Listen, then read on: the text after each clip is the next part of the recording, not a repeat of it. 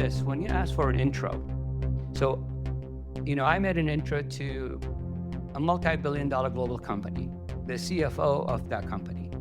If I'm making a bad intro, I'm putting my name on it, right?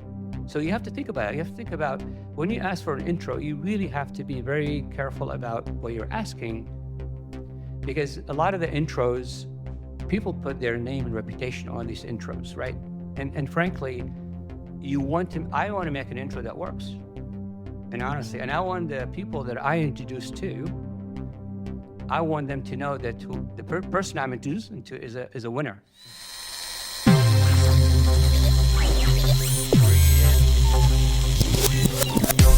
Welcome to Austinpreneur, our show about the stories that made Austin, Texas, a global hub for startups.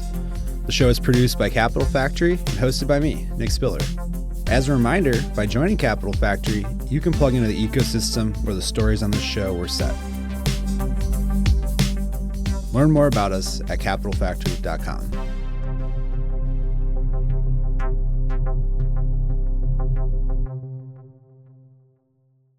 Welcome back, everyone, to the Austinpreneur podcast. I'm your host, Nick Spiller. We're recording here live from Capital Factory. On this podcast, we're known for having unicorn founders, Midas list VCs, along with four-star generals coming to talk about the innovation that's occurring here in the great city of Austin, Texas. Today, we're kicking off our 2025 season for the fall. We've got a lot of great guests coming up all fall, and we're going to focus on the real impacts and opportunities that are coming out of the reshuffling of the U.S. supply chain and the global trade situation. Today, we're joined by one of Capital Factory's mentors. He's a seasoned operating executive with deep experience across startups, Fortune 500 companies, and international markets. He's a former C-suite leader at PepsiCo, Maytag, Kimberly-Clark, and Compass Group. He led go-to-market strategies, operations across 65 different countries, including North America, Europe, Asia, Africa, and the Middle East. We're going to dive into that last one here today. He's scaled international joint ventures and business units teams up to 4,000 employees with full profit P&L responsibility. And for the last 6 years, he's been advising startups here at Capital Factory and elsewhere on commercialization and scaling. So without further ado, I want to welcome University of Texas grad, Rudy Mirran, the Austinpreneur podcast. Welcome, Rudy.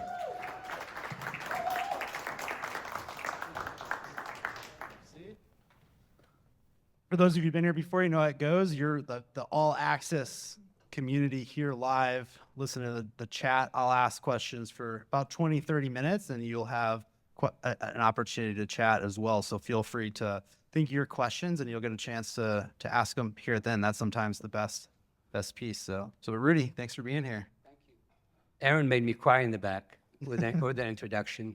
And I'm sad that James had to leave, by the way. That's right. I am too. He's very enthusiastic. We just little too hype for the podcast, but soon. But all right. Well, Rudy, you've done a lot of interesting things in your career. You've worked on a lot of things. I know you led a really big joint venture for Kimberly-Clark, which is for those of you who don't know, an international consumer goods company that was out of the Middle East and North Africa. Put it lightly, we've been watching a pretty significant reshuffling of the global trade relationships, and Saudi Arabia, UAE, and Qatar were some of the first countries to come out with investment deals and economic deals earlier this year. And so considering your experience, I want to ask you, for the entrepreneurs who might want to lean into the region and these opportunities, what should they be doing and what should they know about doing business in the Middle East? Great question. The Middle East is a real diverse region. And so doing business in the Middle East, it depends on what part of the Middle East. It depends on what kind of business you're pursuing. It depends on what your goals are. If you are scaling a company and you're looking for, if you are already in revenue and you're doing well and you're actually growing and you are looking for partners, if you look for a joint venture partner, for example, there are countries that have a lot of incentives for establishing JVs in their countries.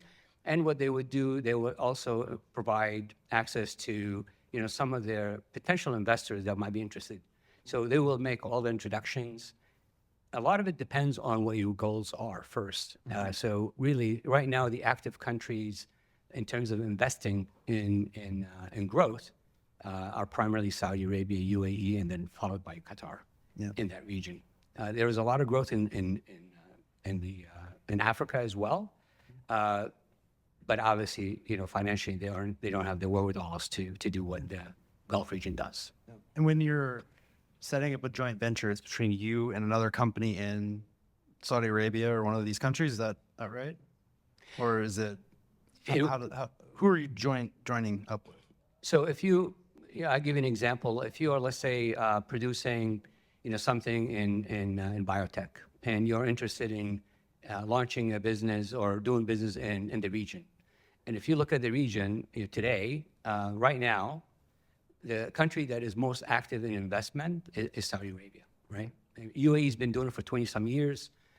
Saudi Arabia with the Vision 2030, which is started, launched in 2016, but really picked up momentum a few years later. They have been investing trillions of dollars in all sorts of programs and infrastructure. And then what comes with that is the expectation that the local investment and the local investors contribute to the growth of the economy. So there is tremendous amount of, what's the word I'm looking for, expectation that if you are a company that is doing well in the biotech industry, the biotech area, that you would try to invest in that sector in the country. So historically, if you look at the investments in those regions, I don't really have the statistics necessarily, but a great deal of investment went outside of the country, right? So that has changed quite a bit over the last few years. And now the expectation is that investment stays in the country. Well, if you are an investor and you're expected to invest in that country, obviously every investor wants to have return on investment. So how do you ensure that? And that's where right now, that's kind of a little bit of a challenge, frankly, because they may or may not have the expertise to identify and assess those investments that would make sense for them to invest in. But there are certain sectors that you would be better off actually pursuing in the region than others. It depends on the focus of the country. So example, right now, if you are a startup or a scale up that is in biotech, water tech, agri-tech, medtech, you could be guaranteed interest from Saudi Arabia. If you are in cybersecurity, dual use, Saudi Arabia. The UAE focuses on similar things, but more probably in the fintech, in e-commerce and other things, because they have been investing for quite some time. The other thing that they are focusing on right now in terms of investment is AI, right? So they are, I think Saudi, if I recall, is the number 5 or 6 country in the world in terms of AI capability, investment in AI capability, and building that, as well as data centers. Yes, and I think that was a big part in the Saudi Arabia partnership was about 600 billion investment, and a lot of it was around AI infrastructure and all of that. You mentioned there's trillions of dollars being invested around Vision 2030. Tell us more about what that is. So the idea of Vision 2030 is to move the economy in Saudi Arabia. By the way, the same is happening in Qatar. They don't have Vision 2030, but they have Strategic Plan 2030. So, and to be frank, I'm not really sure if they did it at the same time or why they named the same thing. But so the Vision 2030 has been around since 2016 when MBS kind of became relevant in politically, and I believe he was governor of Riyadh at the time. But it has gained a tremendous amount of momentum, and we all have seen, you guys probably have heard of NEOM, NEOM. So that's like a multi-trillion-dollar project. Within the NEOM, there's a project called The Line, and that's I'm sure a lot of you guys know what I'm talking about. And that's the city they want to build that is, 100 and some kilometers long, that's going to have 9 million people living in it. Honestly, I've been watching that since they announced it, and I just keep going, I'm not sure, I don't know. But then, once in a while, including a couple of days ago, I went to see the progress. And they do post progress, and they have actually done the groundwork. along the entire 115 kilometer, I believe. So they have broken ground, but obviously, initially it was going to be less than a trillion, and now they are projecting several trillion just for the line. Trillion. Trillion, yeah. Just learned how to count to a billion. And that, I have friends that actually are involved in that project. So it's happening, but is it on time? Is it on budget? Those are all good questions. I don't think anybody expected that. So they have just changed management recently. So NEOM is one. There is the Qiddiya is another one, which is a massive project within Riyadh. And then there is the Red Sea Globe, which is a huge project that includes a ski resort in the mountains in the northwest of Saudi. It's all man-made snow. where do you think U.S. venture-backed companies have a role to play in advancing these? Anywhere in particular you could see companies here plugging in? It depends on what stage they're at, and it depends on what value they bring. And I think if I were looking to specifically to get involved in any of these projects or in the region, I would really do a good deal of research and understand what gaps they have, what needs they have, what are they focusing on. One of the good things that you will see, if anybody here is interested, actually, just go online and look at Vision 2030. There are documents that are posted online. And if you are interested in the biotech industry, just go and look for the biotech strategy of Saudi Arabia, and you will see a document. So they are posting these documents online, and just about any, if you want to focus on water technology or agriculture, agritech, which is huge. Just as a side note, 80% of the energy in Saudi Arabia goes to farming. Think about that, 80%.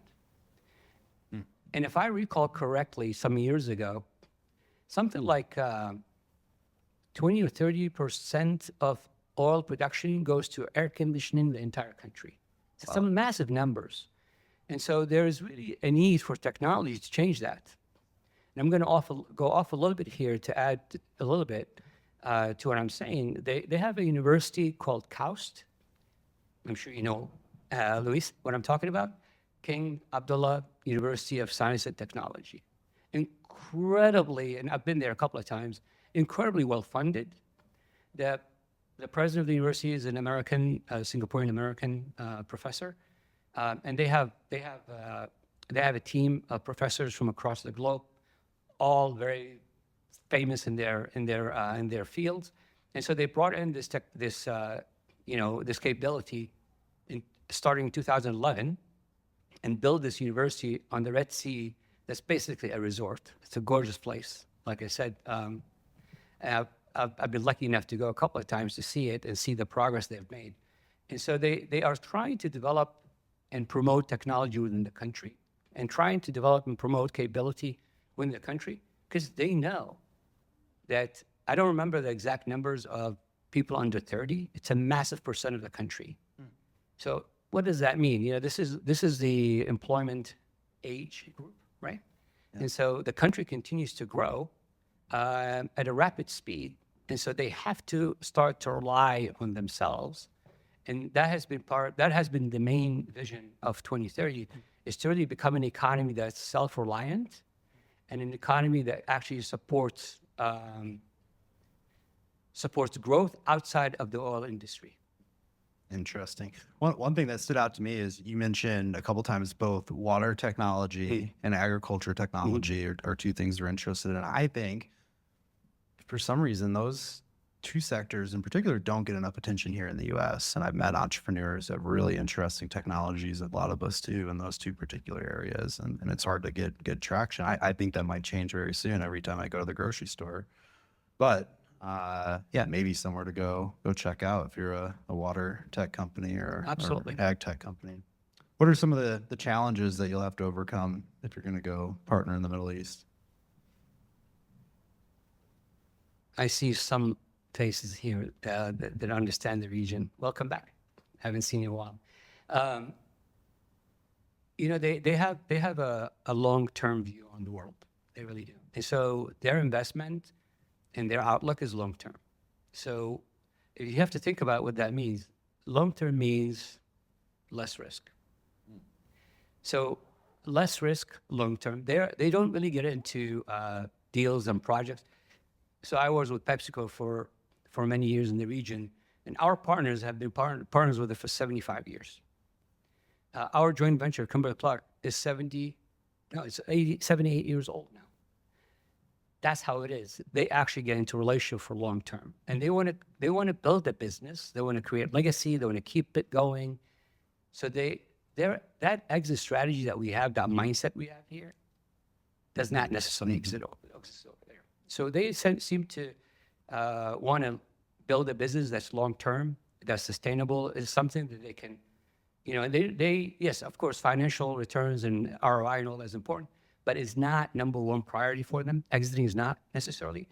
So you need to understand that going in, building relationship before you do anything, before you even think about doing business in the region, is critical. And building a relationship with the right people, obviously, is very critical. And so it's what we, I've helped American companies in the past, in between some of the roles I had when I had a bit of free time, try to go overseas, try to go to the Middle East. And as a pharmaceutical company, one in particular that comes to mind. And I met with the CEO, and he said, yeah, I'd love to get your help because, we want to sell our product in the region. And I said, what's your thinking? He goes, well, I'm thinking, I'll pay you, you go to the region, you negotiate, you sign a contract, and all done. And I said, don't waste your time. That doesn't work that way.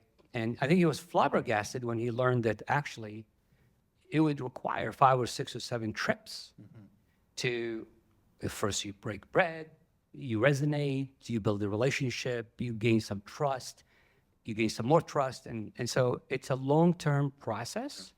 And I think a lot of American and Western companies, for that matter, don't have that patience. And so that is kind of a non-starter. So if you are interested in doing business in that region, you kind of need to understand that. So having great introductions and great, at least, someone to open the door for you, to validate that you are a good person, that's critical. Once you do that, then you have to still do the work and build that relationship and create that trust. And once they trust you, then you really have to have a value proposition that makes sense for them. So just because, I follow a couple of guys that are really big on family office space in the region, and they talk about that quite a bit. And, I still have friends there, and some of them are in venture, and, I talk to those guys as well. And it's the same story over and over. You really need to understand the culture. It's so critical. It is, we all understand the cultures are different, but then what does that mean? What do you have to do to make sure that you mitigate some of the issues that come with the cultural differences? Because it can also be fun, and it can also be rewarding if you actually get accepted. And so what you find in the region, you don't necessarily find a great deal of Americans running around because the way we do business is different. You do find a lot of Asians and Europeans running around and doing business because they understand and they've been there for a long time. So I don't know if that answers your question. So that's one thing that you need to know. And the other thing I would say is, make sure if you want to pursue something like that you don't really, just because you had a great meeting, you don't hang your hat on that and you figure that, your burn rate of 2 more months is great, because you got a deal going. It doesn't work that way. So you really have to make sure you understand the timeline of what it takes for you to start to actually monetize that relationship and start to create some revenue stream. Got to play the long game. It's a long game. Long game. Yeah, and I've heard people. Long story short. One of the critiques you'll hear, I've heard multiple times, is that in the U.S. you'll build companies to sell, not build companies to last. That's right. And that's the difference. And it's probably not a bad lesson for us to learn a little bit. It's not. And what I know you haven't asked that question yet, but you probably will. I've had a couple of good margaritas, so I can talk. Sorry. By the way, sauce in your I have a podcast. Cheerleader here. My wife is here supporting me, just in case you're not nice to me. The other thing I was going to mention is they really are serious about the stereotypical. What does it mean when you look at that region, right? What do we perceive? In terms of advancement in technology, innovation, and so on, right? So historically, rightly so, when after discovering oil, in the 30s, that's been a very long journey for them to actually move from that time where they were 100% reliant on American technology, American ingenuity and industry and labor and all that, right? To actually extract the oil, produce, refine, sell, distribute, whatever, right? Just get a piece of it. So that was in the 30s. And then fast forward to today, so Aramco is no longer, Aramco is fully owned by, I think has the highest valuation of any company in the world, right? So they are looking at potentially taking some of it IPO, piece of it. So it's a multi-trillion-dollar company. So Aramco is fully owned by the government, and you have seen a migration from just a country that relies on oil and really supports the whole population with oil revenue, to a country that has built some truly world-class universities and great education systems. I think we all know that since 2016, 17, women are now have as much freedom as men, basically, almost. So they're in the workforce and they do whatever they need to do to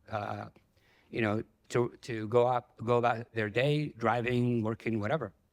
And so they have actually come a very long way since the 1930s. And now they are developing these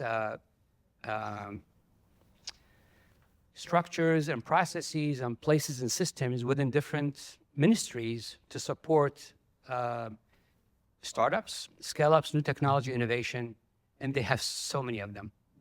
I mean, there are 5 ministries off the top of my head that I met with last year that have incubators, accelerators. The Ministry of Commerce works with SMEs. So you have to be at least 3 years old, you have to have a certain amount of revenue, then they will invest in you. And then they'll work with you to help you grow your business, if you do certain things with them, obviously. So they have established a lot of different ways to actually build startups. What they don't have right now is this ecosystem, which, I actually have brought someone from Saudi into Capital Factory last year. Validation. To see the Capital Factory. They fell in love with it. They said, we got to do the same thing. And so I was just talking to Gordon a few minutes, just a while ago, and, just we're brainstorming, and he agrees that that's not something you just do. You got to build. Yeah. And so my message to them was, you really have to build it you got to build a foundation. And so in order for you to build a Capital Factory kind of environment, you got to have the angel investors, you got to have the mentors, you got to have the VCs, you got to have, they have the government backing. Podcast host, exactly. Key part. Unfortunately, we can't duplicate him there, but nope. You got to build these things, and it all comes from, it's got to come from the spirit of the population. It can't just be money thrown at at these projects. So they have a place called The Garage in Riyadh that's a co-working space similar to Capital Factory, but that's all it is really. And they do work with startups and some scale-ups, but it's they have a few mentors, but it's not really a full operating system necessarily. They don't have what I believe they need. The angel investing is fairly new. It's very risky. Mm-hmm. I'd rather invest in a copy of Uber Eats because it's proven to work at a later stage. I'd rather put a lot more money in it because I know it's going to work. So the angel investing is not part of the culture yet. One more thing I've noticed, I'm curious your thoughts on is when I see projects and ideas coming out of Saudi Arabia, UAE, these countries, they just seem like they think so big. And even just some of the numbers you're talking about of Aramco, it sounds like it's 10 trillion or something. I mean, that's larger than what NVIDIA's 4 trillion or much. Yeah. I've never heard of any investment projects in the States that are in the trillions. Where does that come from? Is that just part of the culture, or why do you think that ethos is What at least what I'm seeing.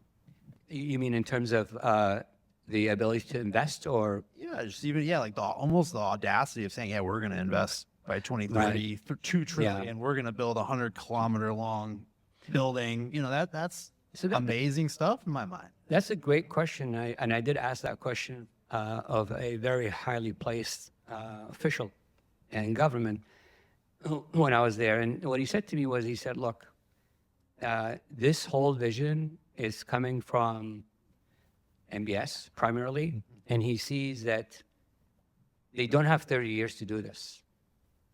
It's got to happen faster.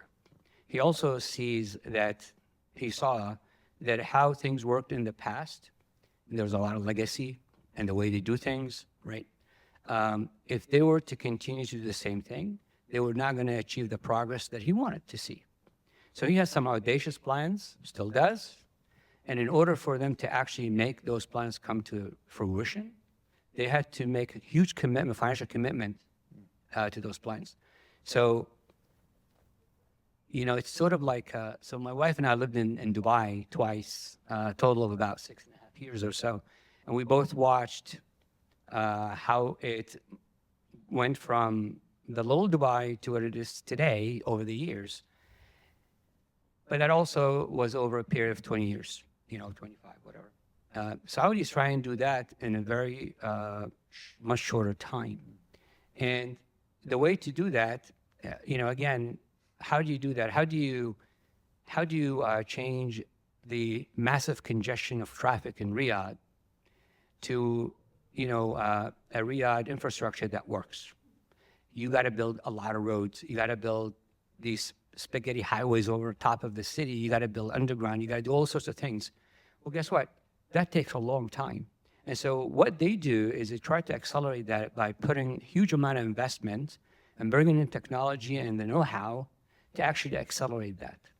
So imagine who builds a 9 million person city in just a handful of years. That's just not a thing. But that's really kind of the vision. And maybe, now they're saying Vision 2030/2040. So, and maybe he knew initially that was not going to be achievable, but he thought, you know what, I'm just going to pursue that and let's see what we can get out of just really accelerating. I felt that, I was just in Saudi last year. The last time I was there was 2015, 16. So it had been, 8, 9 years since I was in Saudi. And it was a completely different country. And so the advancement and the infrastructure and the building and just what they have done has been really phenomenal. But it had also created congestion and, all sorts of other challenges that they're dealing with. So the only way they can actually overcome these challenges is by investing in infrastructure, investing in projects, and investing in all sorts of things, which is why it's very interesting what they've done. It's actually quite clever. So they have so many different entities that are involved in all these programs, right? All these projects. They have a Ministry of Electricity, Water, and Agriculture, MIWA. They have MCIT, which is Ministry of Communication, Information Technology. They have Ministry of MISA, which is Ministry of Finance. They have Ministry of Economy, Ministry of Commerce. They have one more ministry. And then they have created what he calls authorities. So these authorities, dual use. So I actually went to a presentation by the Director General of one of the authorities he created for the defense industry. And it's for dual use only. And so he created that, and the guy was talking about, we are going to pursue dual use because we know that, it's going to take us years to develop something, but here we are sitting in front of very smart guys. Today I heard a bunch of PhDs talking on the stage, very smart guys that can actually accelerate this development, shorter time, less investment, and why don't we just go and partner with these guys and bring their technology in and use it in our DoD stuff, right? Which is exactly what they're doing. They work with Google, they work with 500 Global, they work with what do you call it, Techstars. They work with a couple of others, Y Combinator. They have set up and established all sorts of different ecosystems that actually they make available basically for free to a lot of people, founders who are willing to move and bring their IP, especially bring their IP into the country, make that available to them to accelerate development, and then use that if it has a fit with dual use that in DoD. So they've created all sorts of different ways for startups to engage in, in the country. It depends on where the focus is. So the Ministry of Electricity, Water Technology, and Electricity, Agriculture, those are the areas they focus on. Very interesting. Well, we might circle back to this in the question section in a few minutes. If you all have any questions about it, we'd love to dive back in. But let's just switch gears a little bit. You've been mentoring here for a little bit now, and after a long, successful career in the big company world, what inspired you to get involved with startups and venture-backed companies? Actually, it's a very interesting story, which is actually typical of Austin and typical of probably Capital Factory. I was at an event. I was a mentor with SKU. Yeah, of course. And I had during COVID, I think my wife watched me, get on Zoom calls and get on calls with 30, 40 startups to mentor during COVID, which was a pleasure for me. And my wife didn't mind because I was out of her hair. And it was really something that I enjoyed doing. I have been obviously working with small companies since I've been back in Austin, in scale-ups. And so one thing led to another, just people kept asking, are you willing? Could you help? And to be frank, yeah, I mean, when somebody asks for my help and I can help, I feel like that's just giving back. And so I started doing that. And then one day at a SKU event, one of the mentors came up to me and said, have you ever thought about joining Capital Factory? I said, no, not really. I said, yeah, I've been quite busy actually, running like ice cream at the time. Like ice cream, that's a popular one we got to talk about on the podcast. Sure. Still my favorite ice cream. I've heard that from a lot of people. And I said, what do you think? She said, I mentor them. I love it. And I think they'll love you. So I said, I tell you what, I'll give it some time. So not long after that, she connected me with, was it Rachel? Rachel Vaughn. Yeah. Yep. Yeah. Well, maybe it was before Rachel. Rachel just taken over, I think. Anyway, connected with Capital Factory. So I came out here and had my first chat, and they kind of took me around and showed me. I said, yeah, sure, I'll do that, because honestly, in terms of skill sets, and yes, I'm not an engineer, I've done a lot of technology innovation in the companies I ran before, in terms of new technologies bringing in and so on. But I've never been a founder of a tech company. I've invested in a couple. But yeah, sure, I'll do that. And so I did that they do a trial period for 3 months. And so something like that. I got an A on my test. Got some good and so, I started mentoring. But I've really enjoyed doing that, because what I saw, and I see a lot of faces here, the mentors we got to know each other. And it's been a lot of fun working with startups, learning a lot, and this journey. I go home and I tell my wife all about, I met with this guy. This is the technology. It's just so much fun to actually sit here and see Intuitive Machine talk about their landing just before they land. I mean, that was amazing, right? And so, Firefly, they went public today. Yeah. That's amazing. You see the CEO of Firefly. So those are the things that I enjoy working with. So by the way, we have 2 kids who are also founders and co-founders. She was a co-founder too. Anyway, so we kind of have that a little bit in the family, and I really enjoy working with startups that I feel like they can make a difference. And if I can help with that, then yes, that's very motivational for me, and I enjoy that tremendously. So let's talk through a good way to engage a mentor, and then maybe a less than productive way to engage a mentor. Can you advise us on that? Sure. So from a mentor perspective, looking at a startup. Yeah. So I think I sit on a few boards here, advisory boards of startups that I've really enjoyed working with, plug for EcoPulse. She's awesome. And then for Climate Hound, he's great. So these guys have been incredibly driven, motivated, just out there, constantly communicating.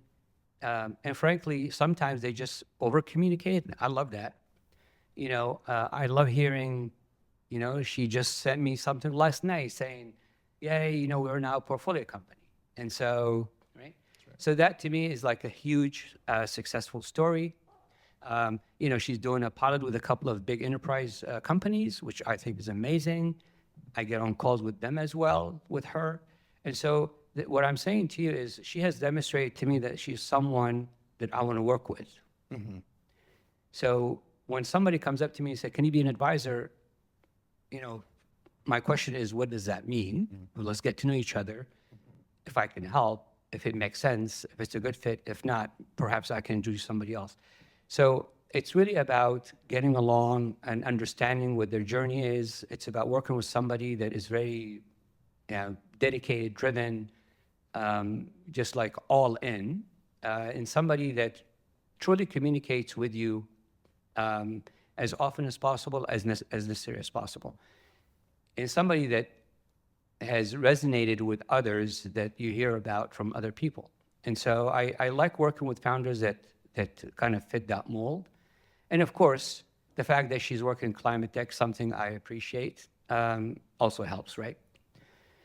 But it sounded like bigger emphasis on just a person that you want to work with and an entrepreneur who's reliable, communicates, and then, it definitely got to have a good idea too. And exactly, you got to have good ideas, something that you kind of, anytime I talk to a founder and I kind of learn about what their product is, I do a bit of work myself. I kind of research to understand what is the, what industry they play in, what could be their MVP, what could be the low-hanging fruit, should they be pivoting, could there be introductions, I look at all these things.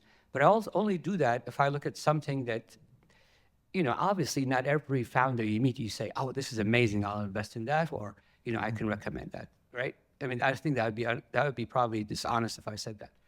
But there are the ones that actually I come across. I mean, the guys you put on stage, you're amazing. Amazing. Some of you guys are amazing. We had a really incredible group of companies presenting here today. Yeah. And so, I think it's about, yes, do you have a product? Do you have a technology? Do you have something that I believe? And certainly, I'm not necessarily an expert in everything, but you kind of, over time, you kind of get a sense for what looks good, what potentially could succeed, what would it, which startup is going to take a lot longer than others, and so on. So some of them that you look at, you go, oh, gee, yeah, this is great. So I think it's that as well. But yeah, the personality of the founder is really critical, absolutely critical. And that goes for not just mentors, angel investors, VCs, family offices. I've pitched to several VCs. I've pitched to several PEs. I've pitched to several family offices when I was raising for like ice cream. And I know for a fact, when these guys ask questions, they ask personal questions. They want to know who you are, how dedicated are you, are you feeding me BS, are you for real, and so on. So they want to know about you as well. I was not the founder, I was a CEO, but I was sitting with the founder. And I was kind of pitching the company and what we were asking for. And so I had to prove myself and resonate with these guys as well. So I've been kind of a little bit in your shoes. So you really have to kind of have that and understand that is kind of expected. So the ones that you were saying, so those are the good ones. And then who messed it up? Or not tell us who, but tell us the story. So honestly, I think I'm going to make a couple of general statements here, and I've shared that with a few people here at Capital Factory. I think one thing I say to founders is, you have no idea, some of them sitting right here with us, you have no idea, some of the mentors here, at the value, and this guy too, the value they can bring to you. You have no idea. You really don't. And I think that most of the time they don't. I think most of the time the initial meeting is about, oh, this is awesome. I love your background. First, do you want to invest in me?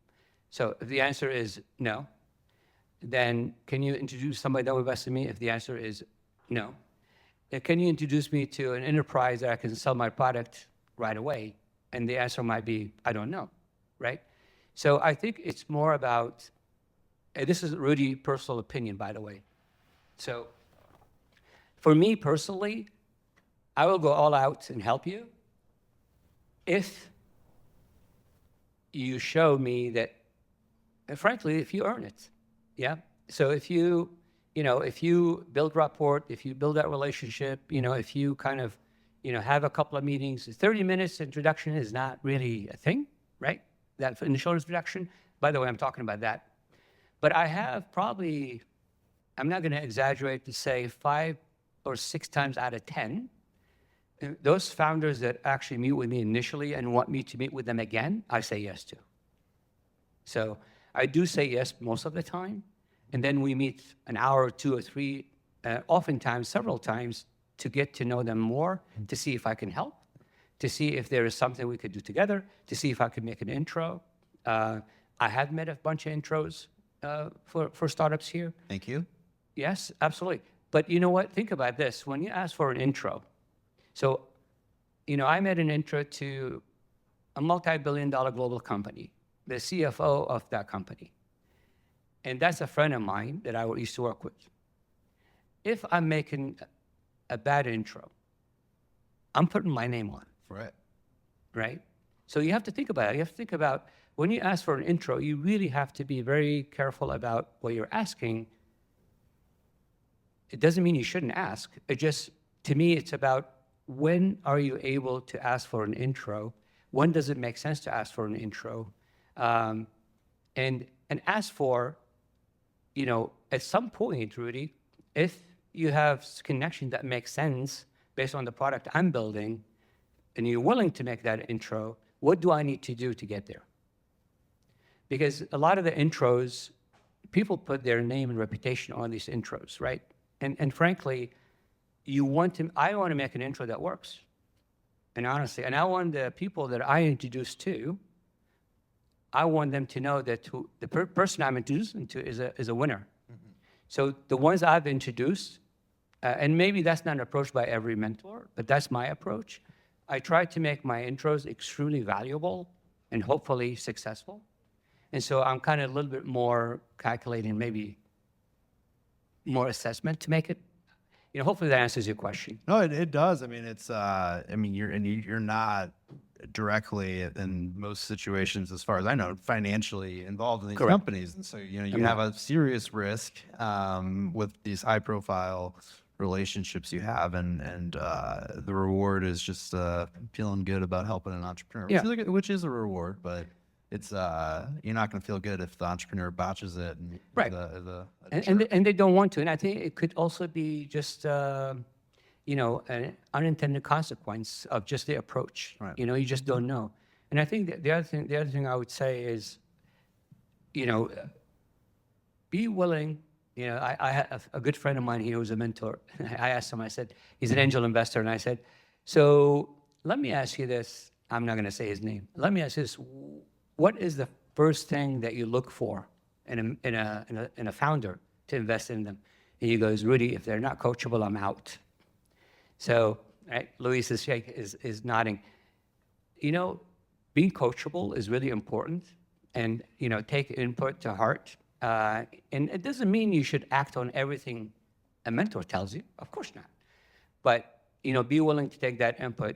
And what I like about the two I mentioned earlier is that they take the input, they assess it, they do a little bit of thinking, they sleep on it, they talk to other advisors, they come back and they make a decision. Mm-hmm. That's all we ask, right? Mm-hmm. So just be coachable and be willing to, ask for input that you are going to actually take to heart and think about. Not necessarily act on it, but think about. Yep. 2 points I'm going to dig into on that, and then we're going to open it up for a few questions. So y'all start thinking your questions, and we'll come around. I mean, one, it's come to Capital Factor. I'd just say come to your life with a relational standpoint over a relational perspective than a transactional perspective. And there is a bit of a system here, and that makes it efficient, but don't feel like that just means you get to walk up and ask for what you want, because at the end of the day, you're spending your time. The other thing that you touched on is that you don't know how much these mentors can help you, and there's a lot of different ways. And what I think is interesting, and I'm trying to apply AI to this, is we have a really good catalog of all of your, what I call layer one properties, right? And we know your company name, your website, your LinkedIn profile, basically like all the stuff you post on your profile, your stage, your sector, your technology. It's really good. It's really database. I'm looking at the people who do it right now. Curtis. But some of the best connections come from what I call layer two or layer three properties of people, these interesting things about them that you're not going to pick up from what they publish about themselves online on their profile, but it could be just the perfect introduction for you. Like y'all may not, some of you may know because I've been playing more golf, but I worked in the golf industry for 10 years. I have a lot of great introductions. I've met professional golfers. I don't bring it up. I don't publish it. But if you're a golf startup, I'm going to bring it up and I'm going to have a bunch of helpful stuff. And so I think just by getting to know people, hopefully by ways we use AI in the future, but it's like you're able to dig beneath the surface and understand, oh, wow, we were in the same fraternity or sorority, or, oh, you were in HOSA there, that. And like that stuff's so meaningful and so easy to make a connection around once you uncover it. But I think like there's so many missed connections around that. And so in a lot of ways, like show up, trying to meet people, really getting to know them. And I think that's really where you're get a relationship, and you might even get just, the direct intros, but you'll figure out better reasons to connect with people or reasons to connect, someone else. So anyways, that was the point I've been thinking a lot about and wanted to bring it up before we transition. What I would add, you're absolutely right, Nick. What I would add to what you said, I started saying, and I got off track a little bit. I started saying that you have no idea at the value that mentors can bring to you. Because, I've gotten to know a large number of mentors here, and honestly, I'm blown away by their capabilities and I'm honored to be here. There are so many other people that should be doing this right now. But really, there are great mentors that have so much value that they can offer you. But what you need to do is, as a startup, and you are part of a great system here, do as much due diligence as possible. The union's got all of our bios and all of our background information and so on. And there are so many tools that you can go on here at Capital Factory and learn more about what value you can get.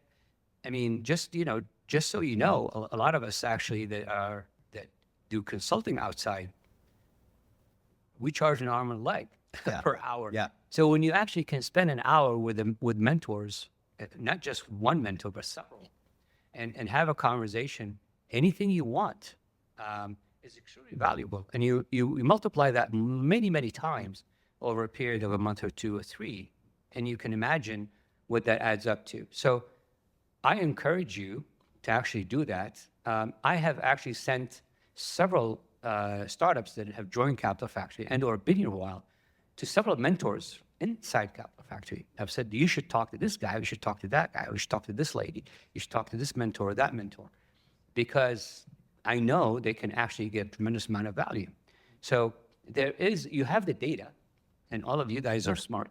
If you have the data, use the data that's available to you and figure out, if you go on my bio, you will see that, if you want to scale your business, if you want to build a team, if you want to build infrastructure, if you just have the shell, the name of the company and just the product, and you want to build a whole company around it, I can help you with all of that, right? And that's kind of my expertise. If you want to go launch internationally, once you have some revenue, we could have a conversation. So there is so much that you can get value from us on that. This is something that you have to kind of learn about the background of every single, maybe necessarily not everyone, but as many as possible mentors, and kind of tap into that and get that free advice.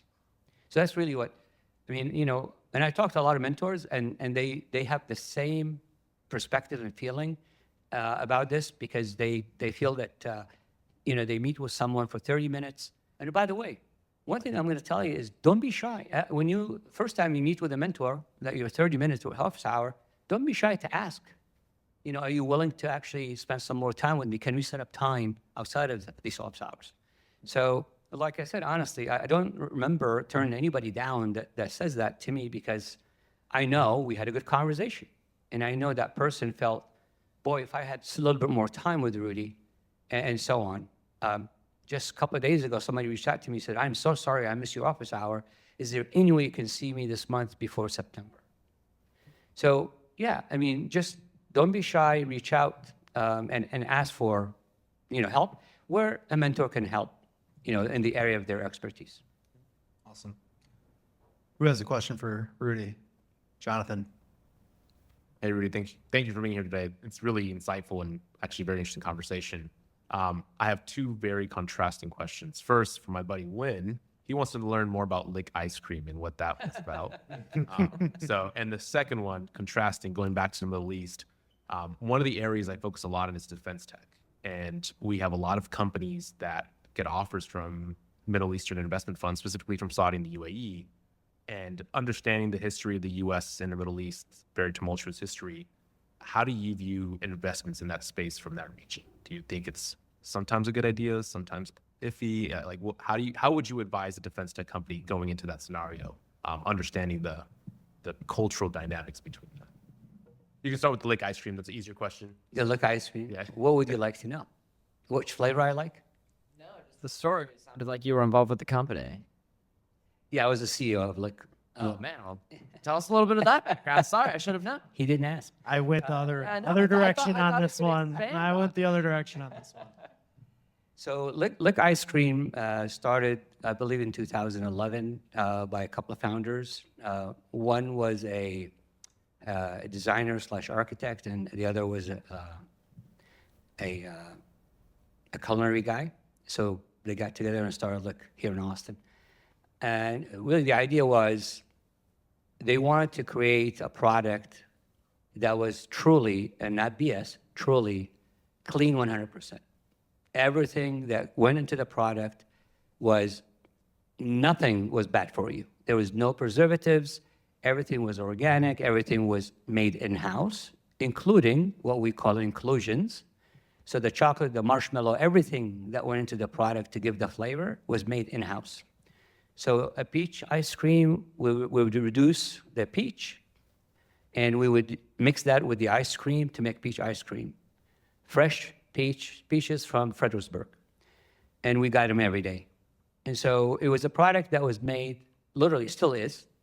I'm still a shareholder there, so please go buy it. It still is truly a very clean product. And I've been in consumer products, for a long, long time. And I understand ice cream, and my wife and I eat gelato in Italy all the time when we go to Italy.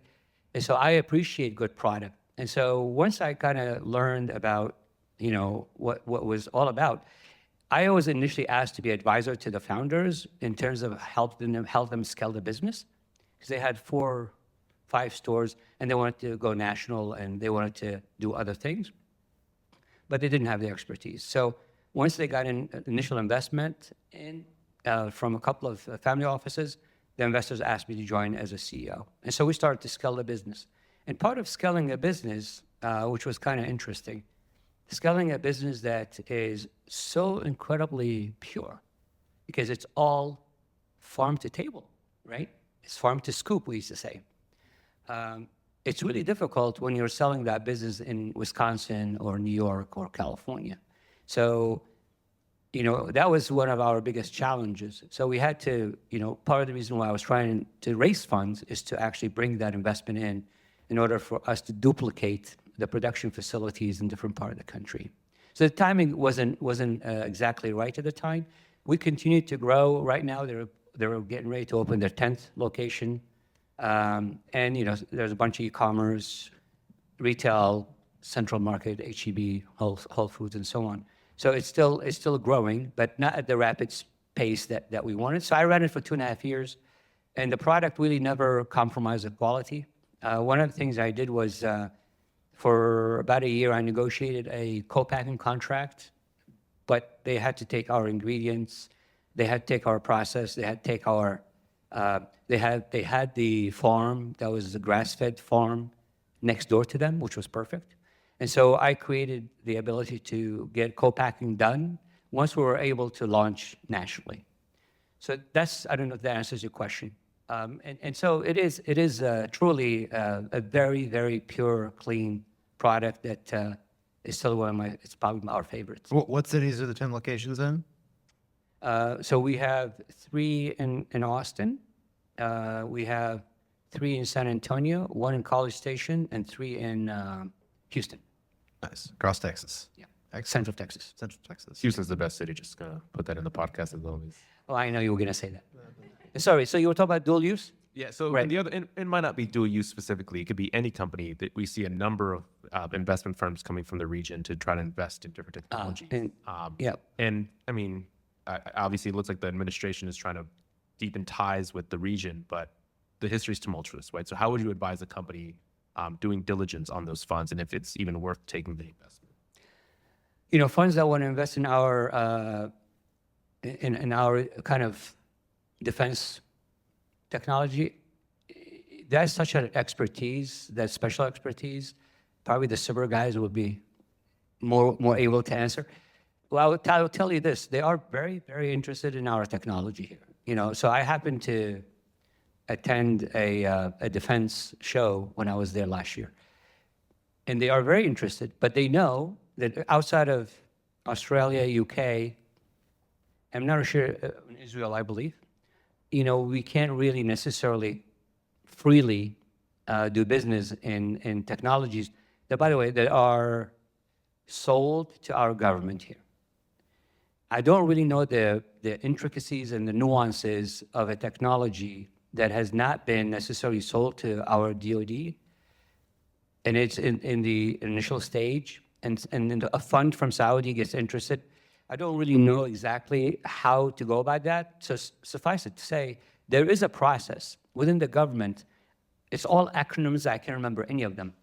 And there are all sorts of ways to get your product, you know, outside of the country if it has any kind of implication on our cybersecurity defense, right? So anything in that space, I think there are certain requirements that you have to meet in order for you to do business with outside governments. That's my understanding. I'm sure you probably know a little bit as well about that. A little bit. I'm not around selling into the Middle East or Jonathan's question. I think that's why we're bringing it up. Yeah. It feels it's a little bit of a new dawn, and it Yeah. might be kind of rewriting the playbook on it. And yeah, we'll see what where the rubber hits the road on this. I'm meeting Gordon soon to talk about dual use. So we haven't really necessarily talked about pure defense, but dual use. And, you know, I'll bring that up with him and see what he's thinking, because I know he's had conversations as well. All right. Rudy, it is a joy to co-mentor with you here at Capital Factory. And it was really clear during sort of the interview, you talked a lot about how important it is to build relationships. And so it's relationships, obviously, important for sort of unlocking the value that you have in working with folks in the Middle East. I think LATAM is the same, Yes, right? that's right. Parts of Europe are the same. It really is, you've got to go there, you've got to meet them, you've got to build relationships. You talked about building relationships as well with mentors for startup founders. So my question is, so you're a startup founder, you're working on building relationships, you're talking to Rudy, Rudy says, go right. You talk to another mentor and they tell you go left. And you want to build and keep both relationships. You don't want to mess it up.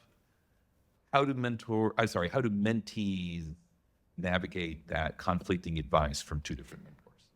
You know, I love that question. Thanks, Louis. I have come across that. Here's what I would say. I think you said earlier, Nick, you know, I'm really in it to give back, right? So there is nothing a founder can say to me that's going to offend me, honestly. There really isn't.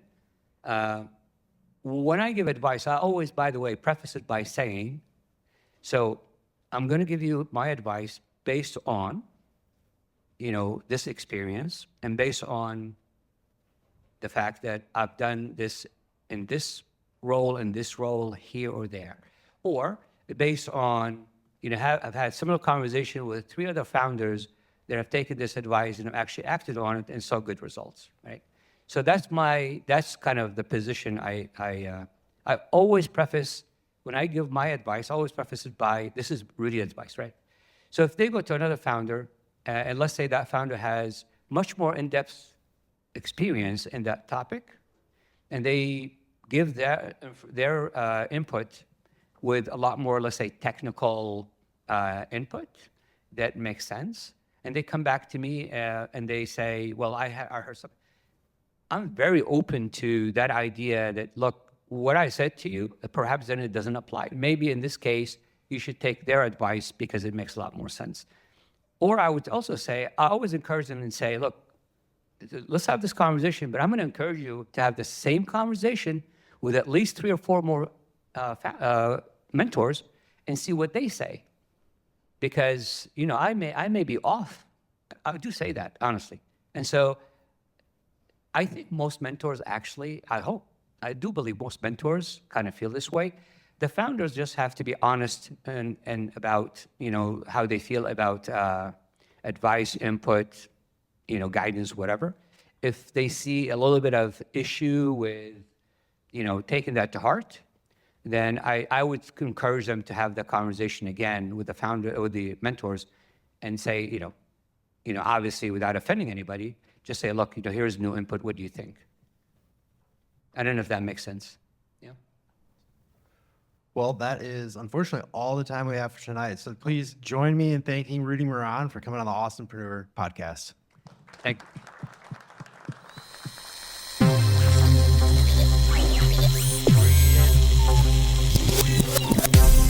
Thanks for listening to this episode of Awesompreneur. Don't forget to check out capitalfactory.com to learn more about us and join our community.